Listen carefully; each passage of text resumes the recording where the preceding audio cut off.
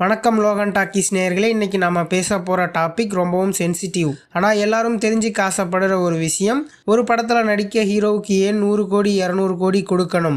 அவங்க என்ன அவ்வளவு பெரிய ஆளா? இப்படி ஒரு கேள்வி பல பேருக்கு இருக்கும்.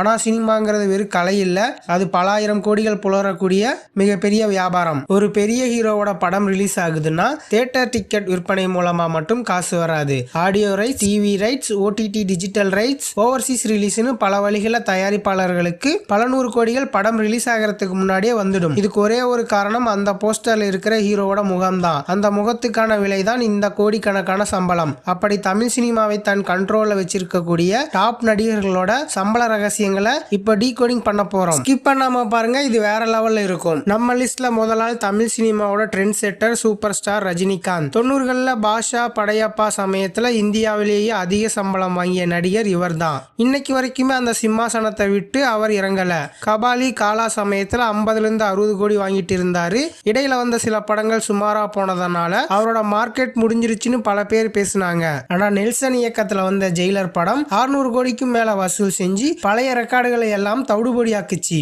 இந்த பிரம்மாண்ட வெற்றியால சன் பிக்சர்ஸ் இப்போ ஜெயிலர் 2 படத்துக்காக சூப்பர் ஸ்டாருக்கு கிட்டத்தட்ட 225 கோடி சம்பளம் கொடுக்க முன் வந்திருக்காங்க. 70 வயசை கடந்தும் ஒரு பேன் இந்தியா மார்க்கெட் இல்லாமலேயே ஒரு படத்துக்கு 200 கோடிக்கு மேல சம்பளம் வாங்குற ஒரே இந்திய நடிகர் ரஜினிகாந்த் மட்டும்தான். இதுதான் சூப்பர் ஸ்டார் பவர். தமிழ் சினிமாவோட பாக்ஸ் ஆபீஸ் கிங் தளபதியை பத்தி பேசாட்டி எப்படி? பூவே உனக்காக படத்துல ஆரம்பிச்ச பயணம் இன்னைக்கு 200 கோடி ரூபாய் கிளப்ல நிக்குது. கடந்த 10 வருஷமா விஜயோட கிராஃப் எப்படி இருக்குன்னு பாத்தீங்கன்னா, ஒரு தோல்வி படம் கொடுத்தாலும் அடுத்த படத்துல அதோட வசூலை டபுள் ஆக்கிடுவாரு. மாஸ்டர், பீஸ்ட், வாரிசுன்னு தொடர்ந்து படங்கள் 100 கோடிகளை தாண்டி வசூல் செஞ்சது. குறிப்பா லியோ படத்துக்கு அவர் வாங்கிய சம்பளம் 130லிருந்து 150 கோடி வரைக்கும் இருக்குன்னு சொல்றாங்க. இப்போ அவர் சினிமாவை விட்டு முழு நேர அரசியலுக்கு போறதா அறிவிச்சதுக்கு அப்புறம் அவரோட படங்களுக்கு ஒரு எமோஷனல் வேல்யூ கிரியேட் ஆயிடுச்சு. அதனால அவரோட கடைசி படமான ஜனநாயகன் படத்துக்கு 200லிருந்து 250 கோடி ரூபாய் வரைக்கும் சம்பளம் பேசப்பட்டிருக்கு. ஒரு படத்தோட அனௌன்ஸ்மெண்ட்லயே போட்ட காசு எடுக்கிற ஒரே ஆள் நம்ம தளபதி தான். ஆடியோ லான்ச்ல, சக்சஸ் மீட்ல எந்த ப்ரொமோஷனும் இல்ல. ஆனாலும் பட ரிலீஸ் அன்னைக்கு அதிகாலையில 4 மணி ஷோக்கு தியேட்டரே அதிரும். அதுதான் ஏகேவோட மாஸ். அஜித்தோட சம்பள வளர்ச்சி ரொம்பவும் சீரா இருக்கும். விஸ்வாசம் 35 கோடி, வலிமை 70 கோடி, துணிவு 100 கோடின்னு கொஞ்சம் கொஞ்சமா உயர்ந்து இப்ப குட் பேட் அக்லி படத்துக்கு அவரோட சம்பளம் 150 கோடியா இருக்கு. அஜித்தோட பிளஸ் என்னன்னா, அவர் தயாரிப்பாளர்களுக்கு எந்த வகையிலுமே சிரமம் கொடுக்க மாட்டாரு. குறிப்பா நாளுக்குள்ள படப்பிடிப்பை முடிச்சு கொடுத்துருவாரு. இந்த கமிட்மெண்ட் காரணமா அடுத்த படத்துக்கு 200 கோடி சம்பளம் கேட்க போறதா தகவல் வருது. நடிப்புல எந்த சமரசமும் செய்யாத கமல் பிசினஸ்லயுமே பலே கில்லாடி. விக்ரம் படத்துக்கு முன்னாடி வரைக்குமே கமலோட மார்க்கெட் கொஞ்சம் டல்லா தான் இருந்துச்சு. அப்போ அவர் வாங்கிய சம்பளம் 20லிருந்து 30 கோடி. ஆனா விக்ரம் படம் இண்டஸ்ட்ரி ஹிட் ஆனதுமே சீன் மொத்தமா மாறிடுச்சு. இப்ப கமலோட சம்பளம் 80லிருந்து 100 கோடியா உயர்ந்திருக்கு. ஆனா இதுல ஒரு பெரிய பிசினஸ் ஸ்ட்ராட்டஜி இருக்கு, ப்ராஃபிட் ஷேரிங். அதாவது படத்தோட லாபத்துல ஒரு பங்கை வாங்குறது. தான் தயாரிக்கும் படங்களை மட்டும் இல்லாம வெளியில நடிக்கும் படங்களையும் இந்த மாடலை அவர் ஃபாலோ பண்றாரு. சம்பளம் ஒரு பக்கம், லாபத்துல ஒரு பங்குன்னு ஒரு பக்கம்னு சினிமாவை எப்படி வியாபாரமாக்கணும்னு கத்து கொடுத்த மாஸ்டர் மைண்ட் இவர் தான். தமிழ் சினிமாவில் எந்த பின்புலமும் இல்லாம தன்னோட உழைப்பால மட்டுமே இவ்வளவு பெரிய இடத்துக்கு வந்திருக்காரு எஸ்கே. டாக்டர் 100 கோடி, டான் 100 கோடி நடிச்சு அமரன் மூலமா 300 கோடி கிளப்ல நுழைஞ்சிட்டாரு. இப்ப எஸ்கேவோட சம்பளம் 60 கோடியா உயர்ந்திருக்கு. ஏபிசி சென்டர்னு எல்லா இடத்துலயுமே, குறிப்பா குடும்பங்கள் மற்றும் குழந்தைகள் மத்தியில இவருக்கு இருக்கிற ரீச் தான் இந்த சம்பள உயர்வுக்கு முக்கிய காரணம். அவரும் கமலை போலவே இப்போ ப்ராஃபிட் ஷேரிங் மாடலுக்கு மாற ஆரம்பிச்சிட்டாரு. இந்த 2 நடிகர்களுமே கதையை நம்பி களம் இறங்குனவங்க.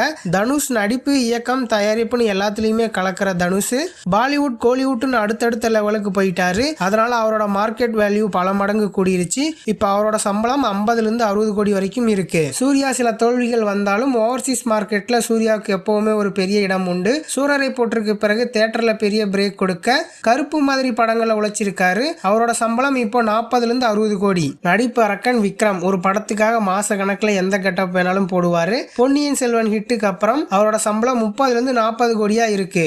அதே போல எவ்வளவு பிரச்சனைகள் வந்தாலும் மீண்டு வரக்கூடிய சிம்பு மாநாடு படத்துல கொடுத்த கம்பேக் சாதாரணமானது இல்ல. இப்ப உலகநாயகன் கூட தக்லைவ்ல நடிச்சதுக்கு அப்புறம் அவரோட சம்பளம் 20லிருந்து 30 கோடி. ஹீரோக்கள் மட்டும்தான் கோடி கோடியா சம்பளம் வாங்குவாங்களா? நாங்களும் வாங்குவோம்னு நிரூபிச்சிருக்காரு லோகேஷ் கனகராஜ். டைரக்டர் பேரை வச்சு ஒரு படம் பல 100 கோடிகள் வியாபாரம் ஆகுதுன்னா அது இவரோட படங்கள் தான். விக்ரம், லியோ கொடுத்த தைரியத்துல இப்போ ரஜினியை வச்சு கூலி இயக்குன லோகேஷோட சம்பளம் 40லிருந்து 50 கோடி. தமிழ் சினிமாவோட ட்ரெண்டையே மாத்தினவர் இவர் தான். நண்பர்களே, இந்த லிஸ்ட்ல இருக்கிற நடிகர்கள் ஸ்டார்கள் எல்லாமே ஒரே நாள்ல இந்த இடத்துக்கு வரல. பல வருஷ உழைப்பு, பல தோல்விகள், பல அவமானங்களை தாண்டி தான் இந்த சிம்மாசனத்துல உட்கார்ந்து இருக்காங்க. இவங்களோட இந்த சம்பளம் நியாயமானதுன்னு நீங்க நினைக்கிறீங்களா? இந்த லிஸ்ட்ல உங்க ஃபேவரட் ஸ்டார் யாரு?